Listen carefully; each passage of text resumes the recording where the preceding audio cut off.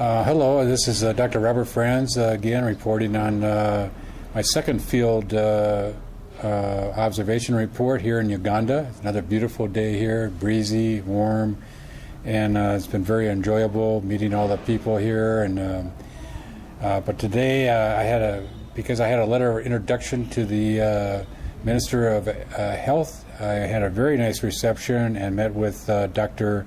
Seraphine Adubaku. He's the program manager for the National Malaria Control Program.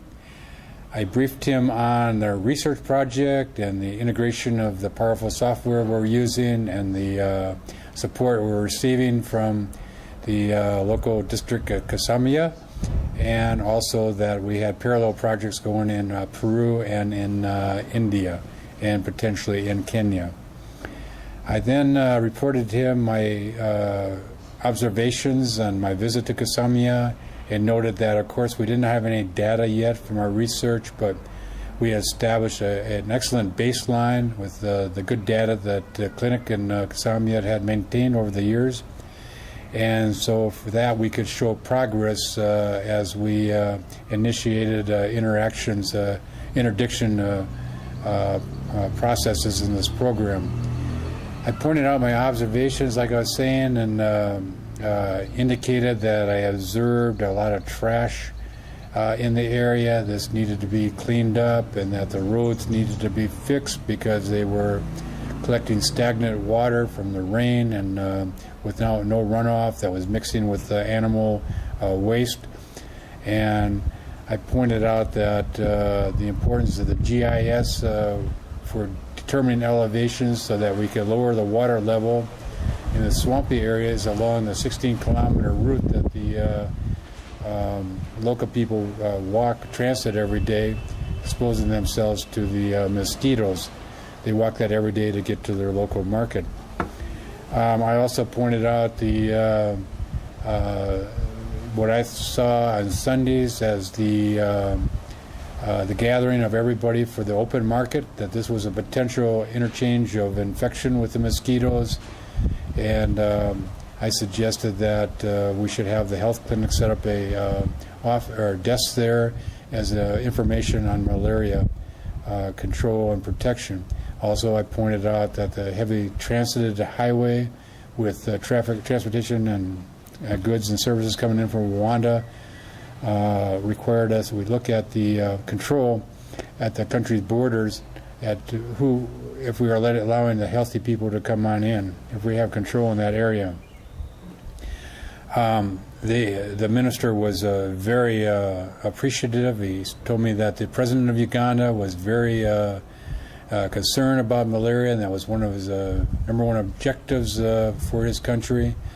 And again, it became aware that because of the finances involved, that they had limited ability to do some of the major projects that we would ordinarily have seen, for instance, in the Panama Canal eradication of malaria. And also we saw it in the United States in the Tennessee project there. They promised that once I send them a synopsis of our research project, our abstract, that they would assign key people. I pointed out that the key people I needed was somebody in mosquito control to help us, and also somebody familiar with the GIS to help us see the elevations for the water level. I pointed out, or I asked the question if they had done any mosquito aerial spraying. They said no, they could not afford that. So I just suggested I had an idea, because I had a background as a mosquito control pilot, that maybe I could help them in that area come up with a program, because I think that the spray interdiction would be very important in the overall success of this program. And I pointed out that in the United States we don't use insecticides in this regard. We use an emulsifier that lays over the larvae and smothers them, and that's what kills them. So it's not ecologically harmful or damaging to the environment, and I would give them more information on that. But I think I pointed out that we needed the three-prong approach. We needed education at local level, we needed a community level, and we needed political will at the government level to make all this come into action all at the same time to be successful in Kasimia. And once that model, if we demonstrate success there, then we can take that model to other parts of Uganda.